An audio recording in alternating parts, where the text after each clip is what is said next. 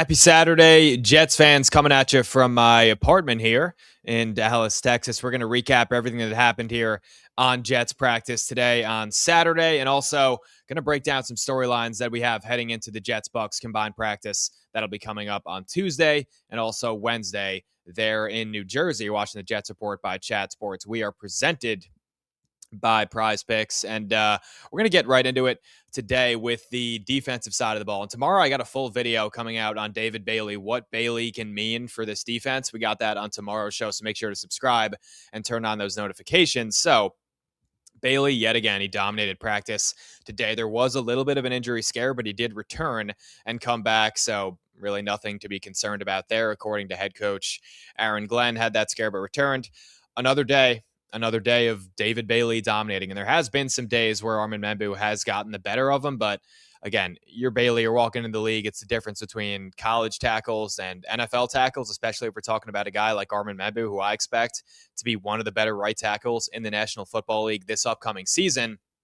But Bailey, man, he just continues to stack these practices. And it feels like that he's going to be one of those guys for the Jets that could be a major part of this defense and dominate for the next decade. So Brian Costello said something just yesterday, and he was just talking about how impressed he's been from David Bailey. Mentioned that he's not the kind of guy to go overboard with this, training camp preseason hype, as some of us might be. Hey, maybe I'm guilty of that sometimes too on this show. But he said, quote, Sheldon Richardson, you saw him and he was different. Jamal Adams was different. Sauce and Garrett, they were different. And I put Bailey in that same category. So what can it mean if David Bailey were to walk into the Jets defense and immediately be elite? I think it just raises your floor significantly. And it goes from the Jets.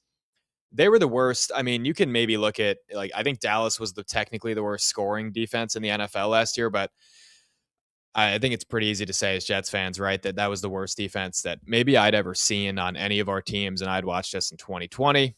Yeah, hell, even 2021 before Robert Saleh got there. There were some really bad defenses that I had to sit through.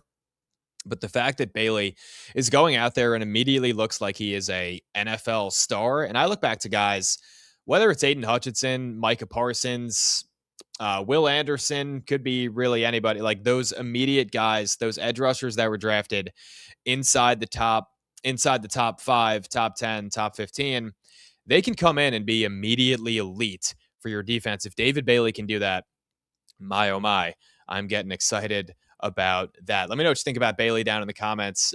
Give your prediction. How many sacks for David Bailey in 2026? Let me know down in the comments below. I'm going to go with 8.5. I think that's a fair mark for Bailey. So also along the defensive side of the ball, Kingsley Enagbare, the edge rusher, had a really good day. It was labeled a winner by Nick Faria of Sports Illustrated, covers the team, does great work for their Jets site. And when we had signed Enagbare, I was pretty disappointed, not in the signing, but I was disappointed in the fact that it was only a 1-year deal. It was kind of a little bit confusing to me. Still a young guy, was really, hitting free agency for the first time. And if Enagbare, if not only Bailey can be good, but there's 4 guys on this Jets team that are going to be able to get after the passer. And that being Joseph Asai, David Bailey, Will McDonald, and Kingsley Enagbare. If all of those guys can stay fresh, I think what made the Jets defenses so good, whether it was 2022 or 2023, was the fact that we were able to rotate those guys in and out. You had a guy like Bryce Huff that I look back to, 2023, I think it was 10.5 sacks for Bryce Huff, and he only played 52% of the snaps. I think maybe for a guy like Enagbare, I'm not expecting, double-digit sacks, obviously, but as our 4th edge rusher, that guy comes in fresh on 2nd, 3rd downs. That is going to be a major game changer for this Jets defense in 2026. Also, another winner that we're going to get to here in just a little bit, it's Darrell Jackson Jr. He's really showing out, the 4th rounder out of Florida State. We will get to him, but before we do that, I got to thank today's sponsor. Those are our friends over at Prize Picks. Today's show being made possible by Prize Picks. It is time to cash in, guys, with Prize Picks. It's America's #1 sports picks app, and it's the best place to win cash while you're watching your sports. The app is going to be really, really easy to use for you guys. Just pick more or less on a few player stats. Then you lock in your lineup. This is a season-long one that I have going right now. We got the more on our guy, Garrett Wilson. I just think he's going to absolutely shine in this offense. Got the more on Ashton Genty, same deal. They got a lot better over there in Vegas, and the more on Colston Loveland. Touchdowns, that's a $10 lineup to pay you $60. They got a new social feeds feature. So you could share prize picks with your buddies and copy lineups with just a single click. That includes myself, so you could follow me on there. I'm at Mike Jarapito. They also have early payouts. If your player gets off to a hot start, you could have the option to cash out before the game even ends. Excuse me. New user offer, also a brand new offer for you guys. Play your first $5 and get $150 in lineups if you win. Just use code HMA when you sign up. That is right. You heard me right. Prize Picks just switched up their offer, so there's no better time for you guys to join, lock in, and win that first lineup. Remember, that's code HMA at sign up to get $150 in bonus lineups if you win your first $5 lineup. Thank you to Prize Picks for sponsoring today's show. Okay, back to it here.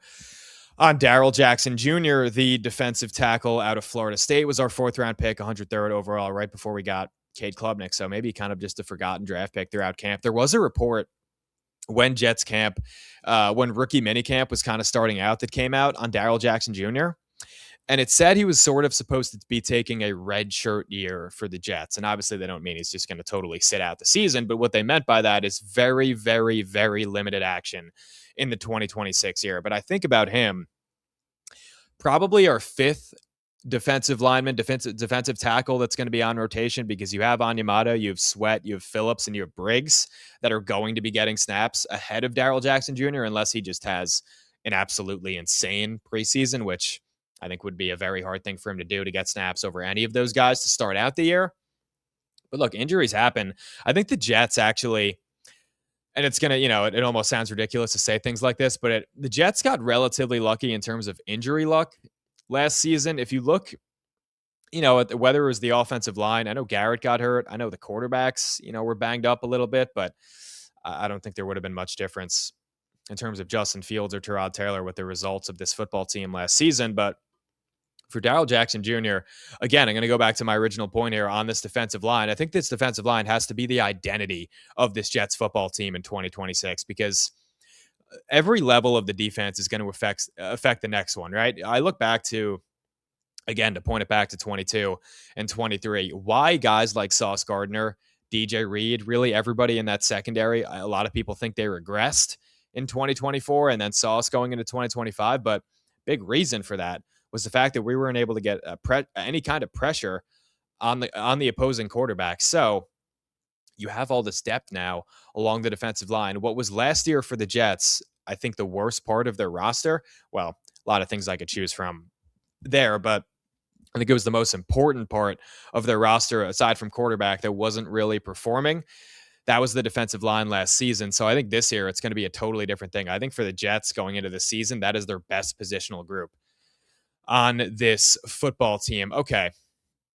Now on over to something else that Nick Faria wrote about in his training camp roundup from today. It was the Jets' backup offensive line, and they struggled today. And I think with that, look, I'm going to really just, like last year with the offensive line, really, really, really, like extraordinarily healthy last year. I know AVT missed the entire season. That happened before the year. I'm talking about from weeks 1 to 18. Can you name me an injury on the Jets offensive line? Like they were almost totally healthy throughout last season, and it really wasn't even a bad group. I mean, you just had like Membu and Fashanu, they combined to give up 21 sacks. That doesn't even sound like a real stat, though, does it? Because we know those guys are a lot better than that. I think it was just the product of quarterbacks holding on to the ball for too long, wide receivers not getting open. Again, you miss Garrett Wilson for about 60, 70% of last season, but there's really no depth along this offensive line. Like outside of Fashanu, Membu, and Tippmann, maybe I could include Parham in there. He was fine last year for the Vegas Raiders, but I'm not too confident. Let's say Membu goes down, Fashanu goes down. I don't want to be negative, but this stuff is going to happen during an NFL season, is likely to happen during an NFL season. So I hope the Jets maybe look to add something. I don't know. It's, again, it's August 8th here, so it's not like the options on free agency are awesome, but we will see what happens. Also, Aaron Glenn gave us a little update on the quarterback two battle, and he just said, like, hey guys, this is going to be a competition. It's something that I've been saying. Look, I think Cade Klubnik is going to end up being the one that wins this job, but something that I've been saying for a few weeks now is the preseason is really good at really what it's going to come down to here for these guys. Cade Klubnik, Bailey Zappi.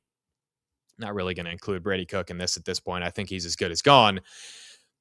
I think it's Cade Klubnik versus Bailey Zappi, and then those two guys versus veteran options, right? I think you have guys that are available like Will Levis, like Anthony Richardson, maybe Aiden O'Connell, maybe Andy Dalton. You have a guy in free agency like Josh Dobbs. So there are options here for the Jets beyond just Klubnik and Zappi. But I think the Jets staff, as well as myself, as well as a lot of Jets fans out there, they're rooting for Cade Klubnik to win this job because they spent the capital on him. They went up and got him. He was their guy on day 3 of the NFL draft. He was their guy during the pre-draft process. They really, really liked what they saw out of him, especially Frank Reich, the OC, Bill Musgrave, the quarterbacks coach. So I do think that it will end up being Klubnik that wins this job, but it's going to be totally, totally dependent on the preseason, which that is on Friday at 7 p.m.